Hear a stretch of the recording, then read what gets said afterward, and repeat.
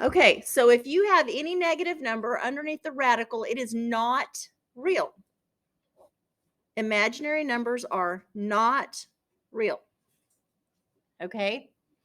Now, a complex number. Complex numbers are made up of a real number part and an imaginary number part. Okay? So any complex number is a real number part and an imaginary number part. Every single number that you have ever dealt with, real numbers, have 0 I as the imaginary part. You just dealt with the real numbers. Okay? If you have something that's called a pure imaginary number, a pure imaginary number has no real number part.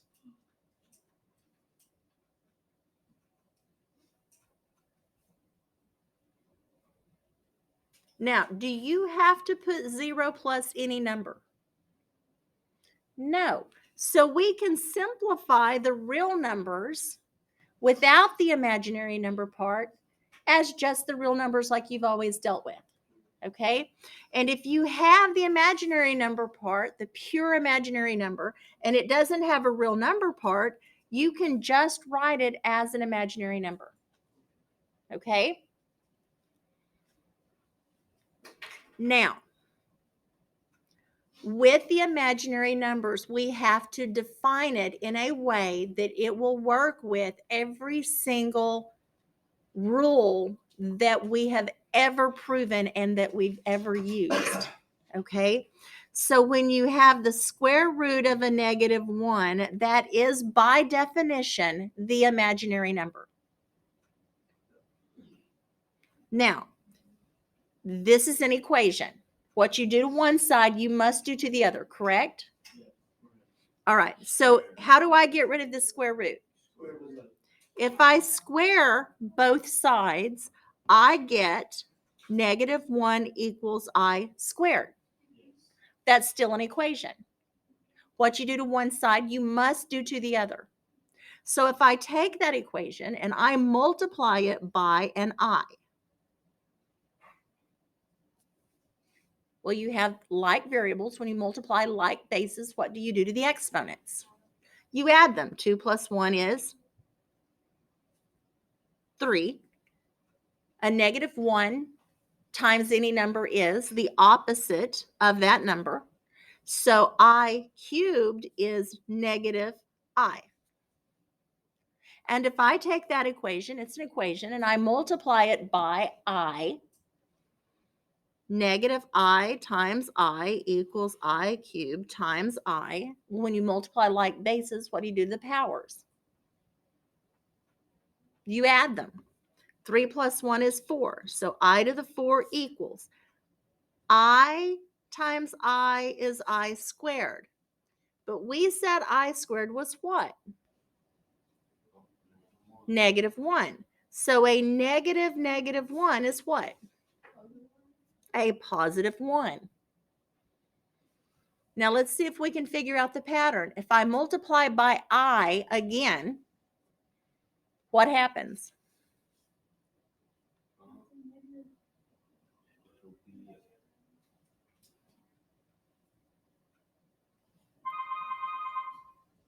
Miss Bill, Yes. can we see Maddie Lyle at your convenience? Yes. Thank you, ma'am. So if I multiply this I to the 4th by I again, I get an I. And you end up having the same pattern. You've got the square root of a -1, -1, -I, 1. Square root -1, -1, -I, 1. Okay, so it's just the pattern. It just keeps on going. Okay, so this is, by definition, every single imaginary number raised to a power. Okay, if I had I to the Wait a second. Let me make sure. I won't do that yet. All right. If I am multiplying, well, let's start with adding because we add, subtract, multiply, and divide, typically in that order, right? So if I add 4 plus 3i to 5 plus 9i, what do you think my answer is going to be?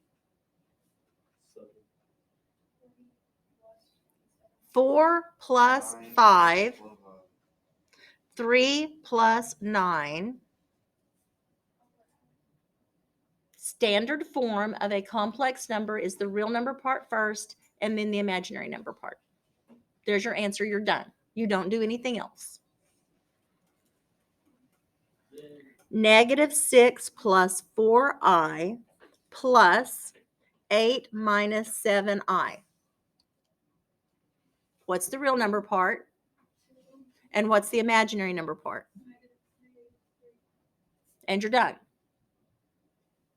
I don't think you need a calculator to do that. Right? That's why it's on the no calculator part of the test.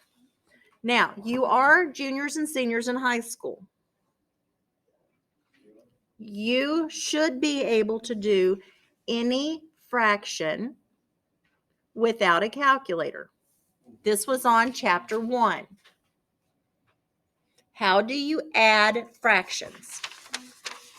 You have to have a common denominator. So what's our common denominator in 2 and 3?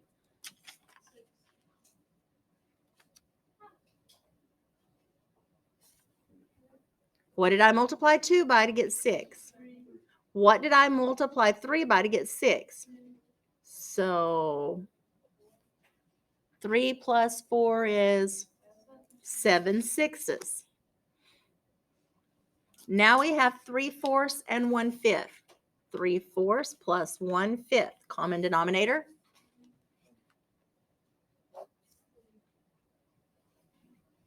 What did I multiply 4 by to get 20? 5 times 3. What did I multiply 5 by to get 20? 4 times 1. And the 19 over 20 has the I. All right. When you are adding or subtracting, all of the rules stay the same. You just have to do the real number part together and then the imaginary number part together.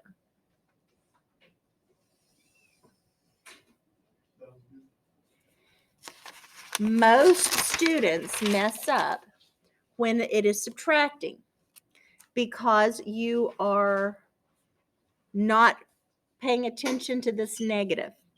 What does a negative in front of parentheses do? It distributes. 9 plus 8i minus 5 minus 3i. Combine your like terms. What's the real number part? And the imaginary number part? You're done. Any questions on adding or subtracting?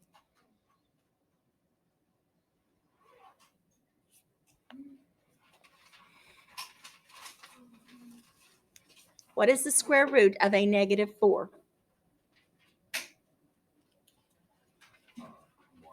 What's the square root of 4? What's the square root of a -1? So 2i.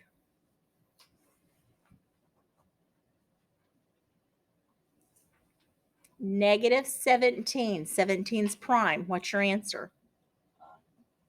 Square root.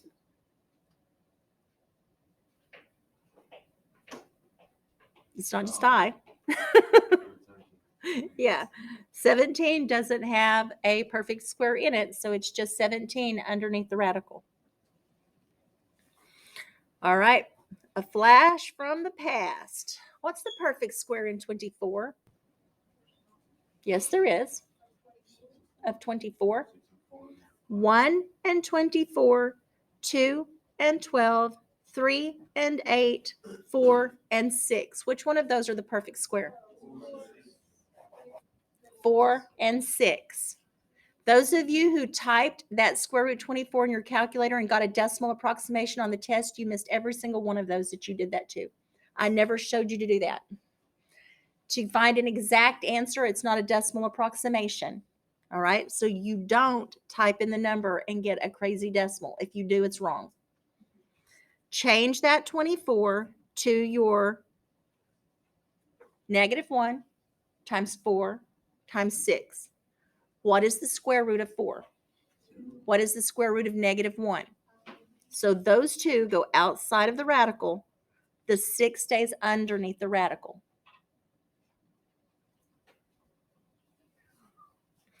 All right. Now, there is a rule when you are multiplying radicals together. What can you do? Multiply the insides. Unfortunately, when we have negatives underneath there, we have to deal with the negative first.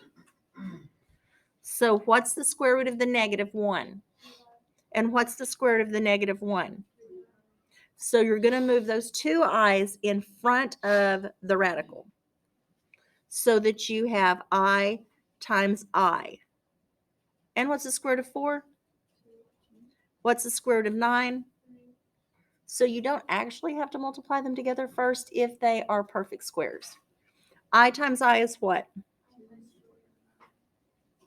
And what's 2 times 3? But wait, what did we say I squared was? -1. So the answer is a -6. If you just multiplied -4 and -9 together, that's a +36, and you're missing the negative. So order matters. You have to deal with the imaginary, the negative underneath the radical first. Okay? Same thing as if you're dividing. -75 divided by -3. Well, what are those negatives underneath the radical? What are those? I's. Will 3 divide into 75 evenly? How many times? Anything divided by itself is what? 1. What is the square root of 25? Final answer. Okay. Anybody want to see any more examples of those? All right. After we add, subtract, then we're going to do multiply. And you have to recognize, because I will say perform the indicated operation. How do you multiply a binomial times a binomial? 2 times 4? 2 times 5i. 3i times 4. 3i times 5i. Good. 15i squared. Now combine your like terms. 10i plus 12i.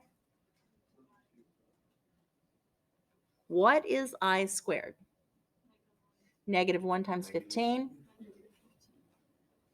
And now 8 minus 15.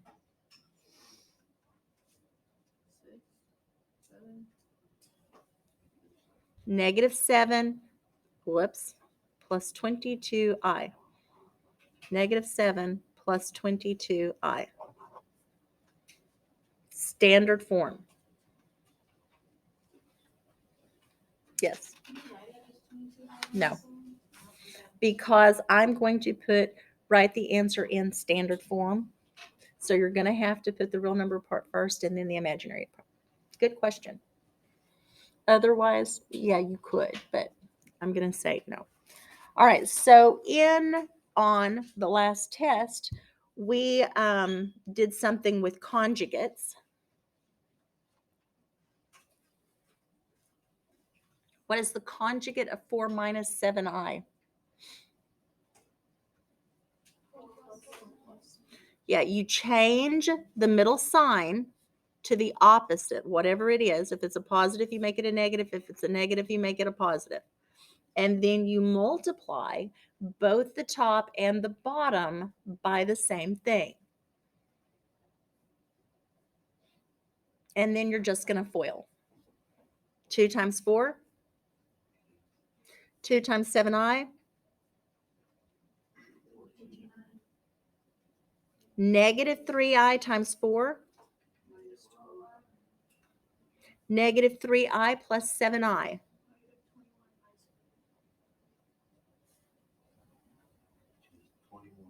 Denominator. 4 times 4. Outer and outer. Inner, inner. Last, last.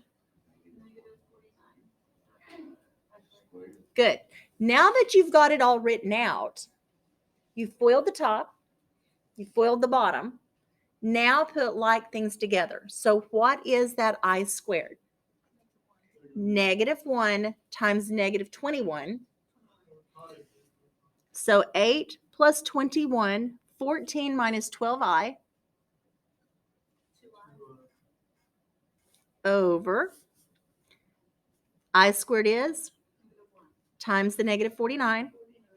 So you have 16 plus 49. Negative 28i plus 28i is 0. Yeah, they go away. They're a 0 pair. Now combine like terms. 21 plus 8. 16 plus 49. 65 or 55?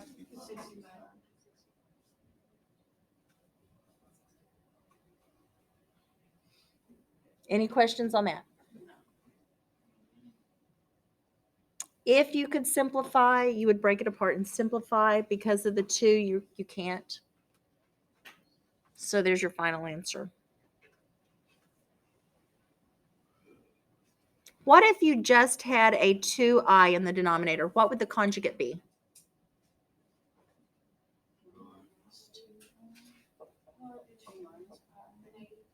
Negative 2i. Yeah, because the real number part's a 0, so that's 0 plus 2i. So it would be 0 minus 2i or just a negative 2i. All right.